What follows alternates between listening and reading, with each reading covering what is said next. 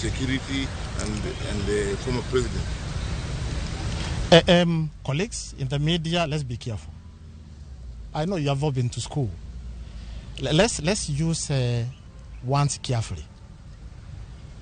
You've talked about withdrawing security. I'll tell you, there could be another word which is maybe rationalized, or scaling down, right? So let's not mix the two, withdrawing, because if you look at the mandate, if you look at the law, and remember, we have always stated very clearly that as a National Police Service, as the IG, I discharge my mandate. There is a dependent command. Whatever I do, I'm guided by the Constitution and the laws of this country. Maybe further to the question you have asked, I'll go further to tell you what our regulations, the police standing orders state, the service standing orders. And you can refer to that document. This is a public document. How we are structured as a service. We have the Inspector General at the top. Under the Inspector General, we have the Deputy Inspector Generals and the DCI. Then under the DIGs, we have the Senior Assistant Inspector Generals and the Assistant Inspector Generals. The 8 regions, the National Police Service is divided into regional commanders, regional commands, and formational commands. All regional commands are headed by Assistant Inspector General. Formation commands, again headed by Assistant Inspector General. Among the formations is the Presidential Escort Unit. Among the formations under the Kenya Police Service, it is Presidential Escort Unit, which is headed by an Assistant Inspector General. Under that unit, we have an office of the President. That is under the Presidential Escort Unit. We have the Office of the President, Office of the Deputy President, providing security to retired presidents. Same case, same arrangement, though we have regional commanders. And you're privy to this. We have the Assistant Inspector General in charge of a region. Under the regional commander, we have the counter commanders. Then we have the sub-counter commanders. So you find the counter commander is a commissioner of police, reporting to the regional commander, who is an assistant inspector general. Then we have the sub-counter commanders, who are superintendents and the senior superintendents. Same arrangement with the units, the formations. Therefore, Presidential Escort Unit, the commander is an assistant inspector general. Then you find the office of the deputy president. The commander, therefore, is security, is a superintendent. All former or retired presidents, whom we respect very much, and we have a responsibility to ensure they are safe and secure all the time. All through, once a president is retired, the commander is a superintendent of police. That is what we have. That has been the arrangement since President Moi retired, President Kibaki. That has been the arrangement. And what we've done again, and this is within the mandate of the Inspector General. So an officer who was of the rank of an Assistant Inspector General, who was with the retired president, the just retired president who retired last year, was of the rank of an Assistant Inspector General. So how do you expect an Assistant Inspector General to report to another Assistant Inspector General? It's just like I'm the Inspector General. Then there's another Inspector General reporting to me. Will there be order? Really? These are disciplinary service. Therefore, I again want to state very clearly, there is the Presidential Escort Commander who is an Assistant Inspector General. Those are the units, whether under protecting the deputy president, the retired president, must be of lower rank for command and control purposes. So that is what we've done. It is true. The officer who was there, again, I wish to repeat, was an assistant inspector general. I've recalled that officer to be now given responsibilities, command responsibilities commensurate with his rank. So whatever has been done is in good faith.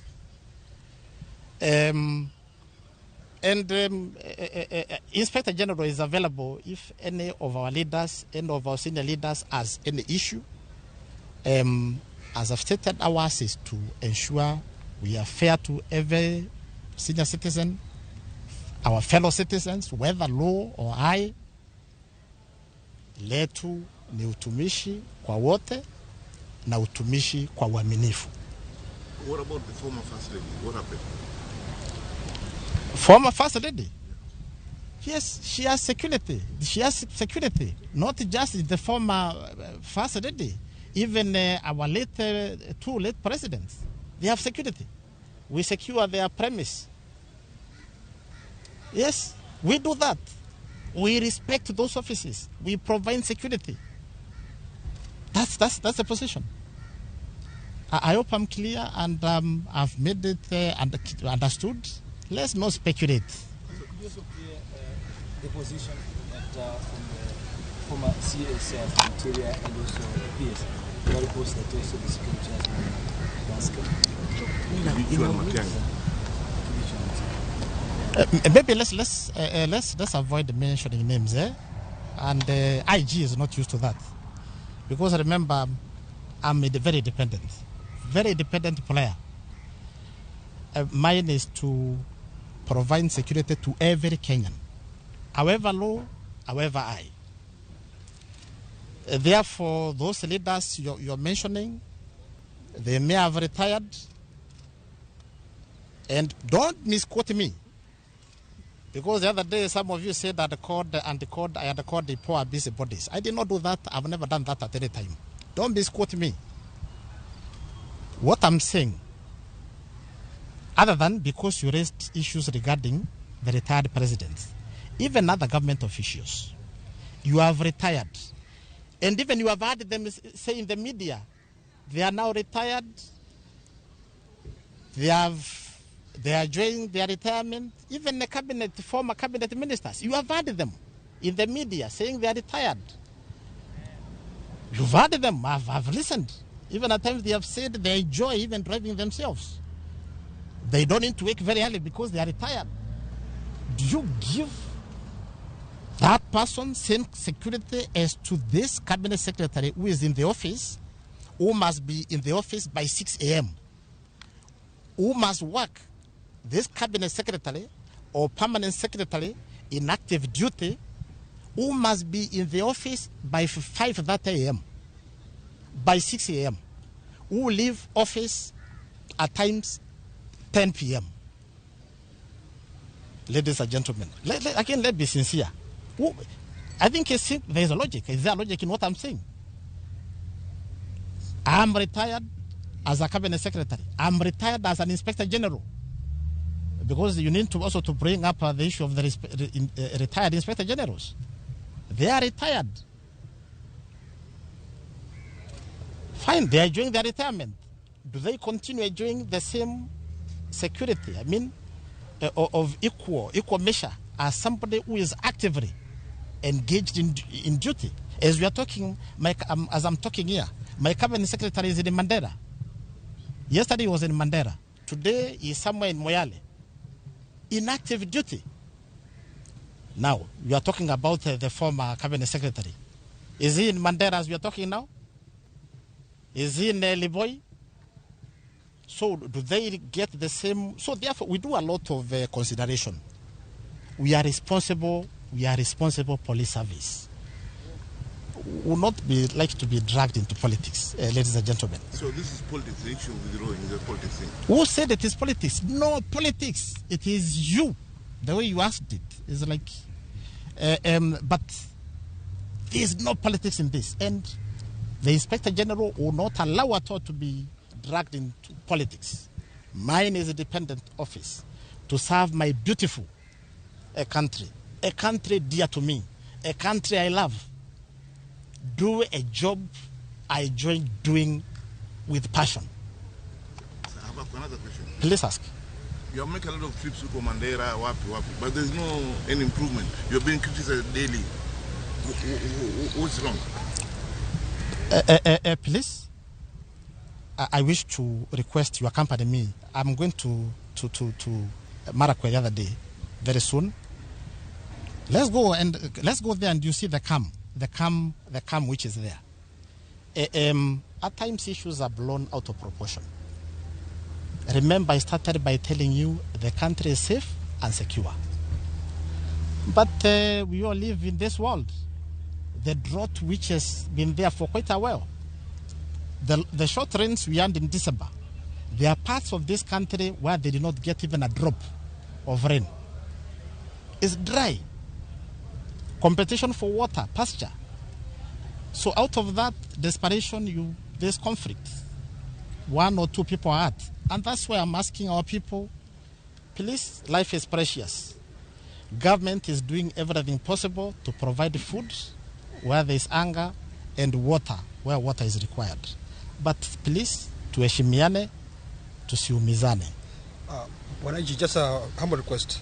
In a nutshell, in Kiswahili, kuhusiana na ulinzi wa rais mstaafu na pia maafisa wengine wa ngazi za juu serikalini ambao pia wamestaafu. Ni kweli kwamba maafisa wamepunguzwa ama wameondolewa ama ni nini hasa? Tupatie picha halisi. Asante ndugu. Kile ningependa kusema ni ya kuwa Inspector General amepewa uwezo na katiba ya nchi hii na sheria za nchi hii. Kupanga maofisa ndio kuwe na usalama mzuri kwa nchi yetu. Na vile nimeeleza, kikosi cha polisi vile kimegawanywa. Ukitoka kwa Inspector General tuko na wandogo wake ambao ni watatu. Kuna kamanda wa Kenya Police Service, kuna kamanda wa Administration Police Service na kuna kamanda wa DCI. Now kule chini tumegawanya kwa region, the former provinces, region 8. Then tuko na formations. Na hizi zote, all the regions na hizi formations zinaongozwa na Assistant Inspector General, officer ambaye ni wa ranki cheo cha Assistant Inspector General. Nimetaja kuna formations. Kwa hizo formations, moja hizo formations ni ile inachunga rais ambao wako kwa ofisi na wale wamestaafu. Kamanda wa hicho kikosi ni Assistant Inspector General. Tuje kwa regions. Kutoka kwa regional commander ambaye ni Assistant Inspector General, tuko na counties zinaongozwa na commissioner wa polisi. Chini yake tuko na sub-county commands zinaongozwa na superintendent wa polisi.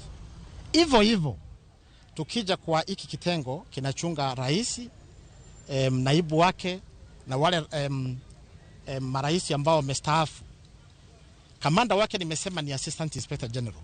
Hizo vitengo zingine ambao wanaongoza wako daraja chini yake. Kama vile Inspector General ni mmoja, hatuwezi kuwa na inspector mwingine generali, hakutakuwa na nidhamu kwa kikosi. Kwa hivyo utapata marais ambao walistaafu, kuna officer wa ranki fulani kulingana na policy yetu.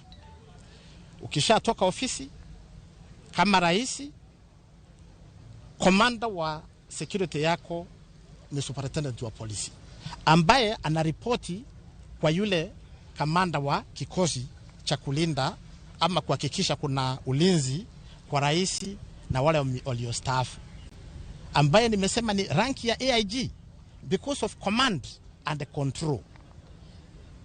Hicho ndicho tumefanya, na IG anaruhusiwa kwa sababu vile umetaja hukuuliza mambo ya rais peke yake aliyestaafu, umeuliza kuhusu mawaziri waliostaafu, makatibu waliostaafu.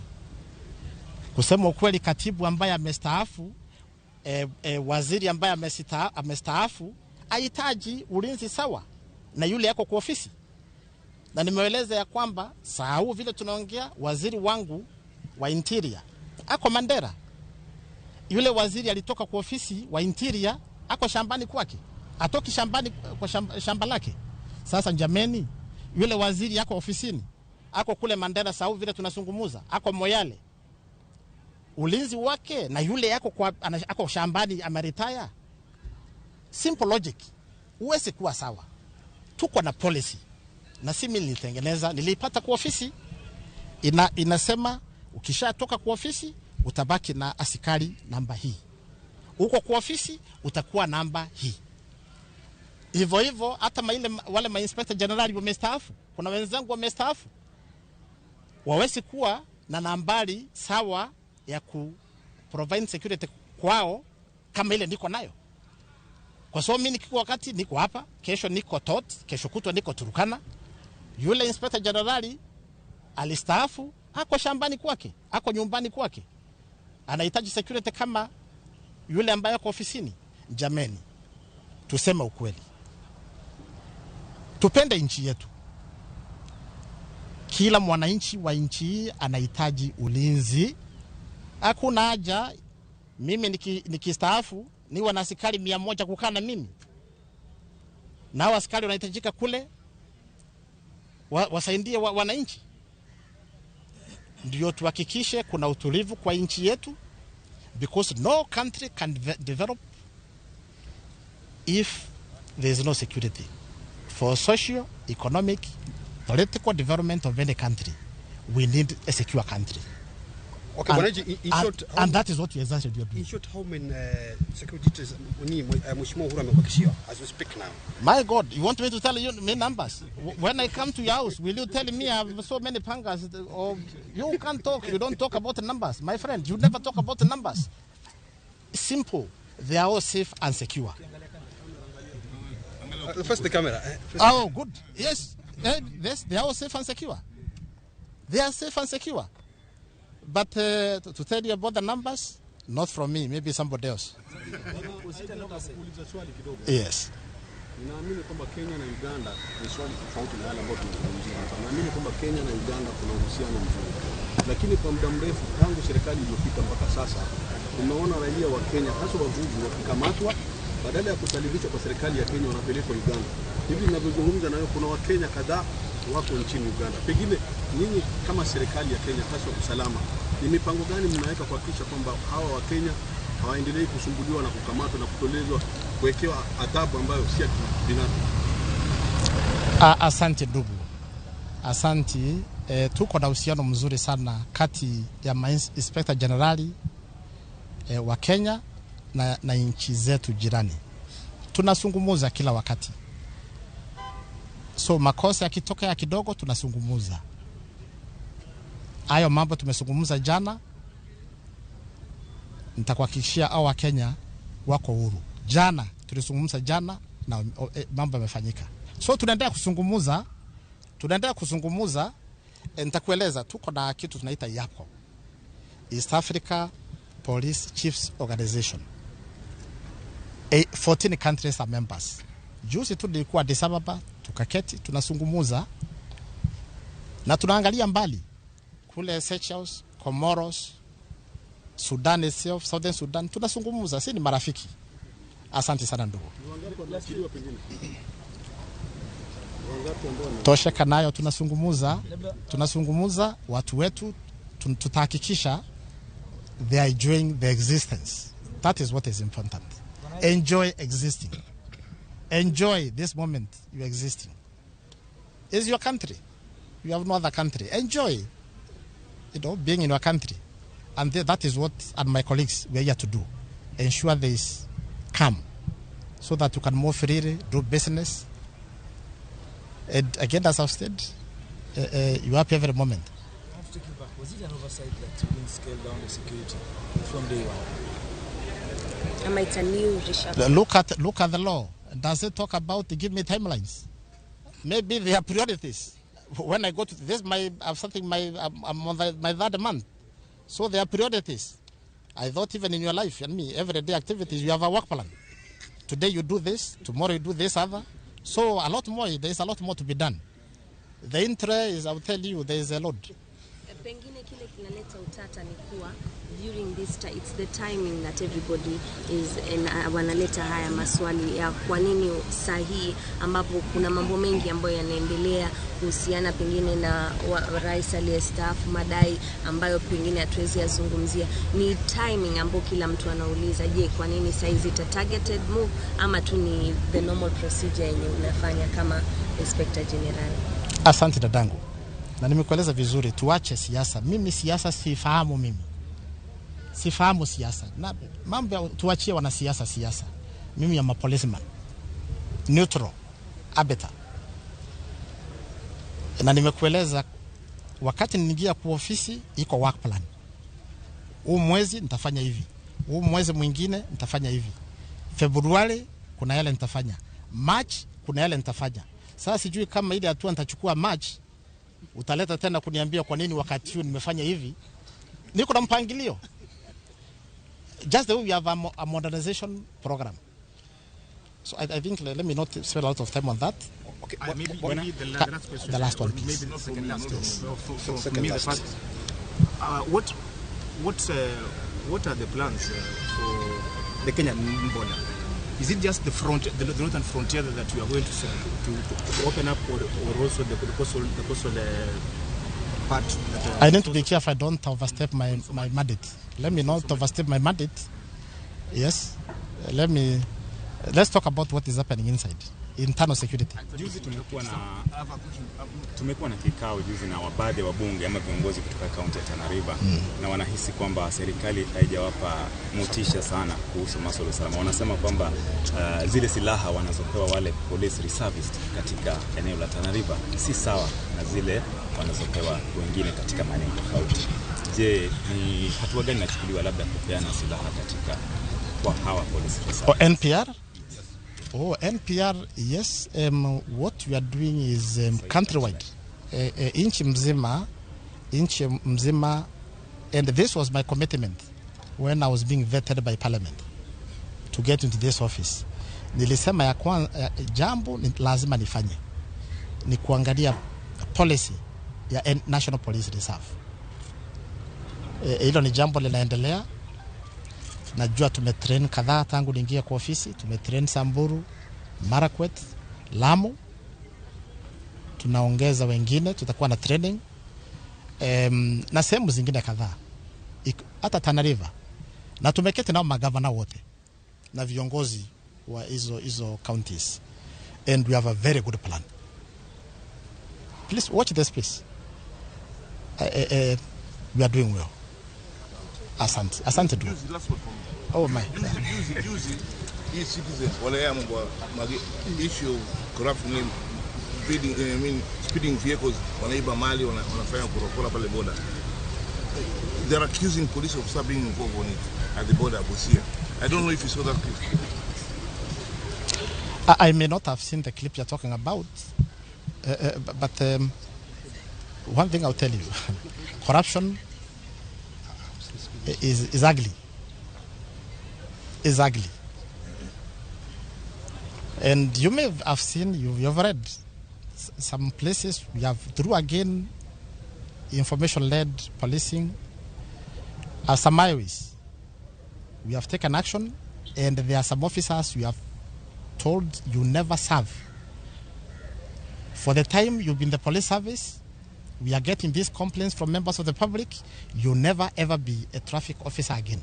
You may have heard that. So we are also, there is a lot disciplinary action being taken against some of members of the service. Yo mambo ya ongo, it is evil. Tuwache. Ramogi jwang mineno kanyo mana kae mano Inspector General Marobila mano Jafet Koome ka bende ochiwo ler ewi duoko piny kwan jochiwo arita ma bende ochiwne jatend piny Kenya mar 4 mano sedhi rutaya Uhuru Kenyatta ka bende oloso kinyi makawuono e county ma Mombasa. Kinde ma bende oloso kanyo Jafet Koome man en Inspector General Marobila wacho ni onge siasa mora mora ma bende nitiere e chenro mar duoko piny kwan jochiw arita ne jatend piny Kenya mano sedhi rutaya Uhuru Kenyatta.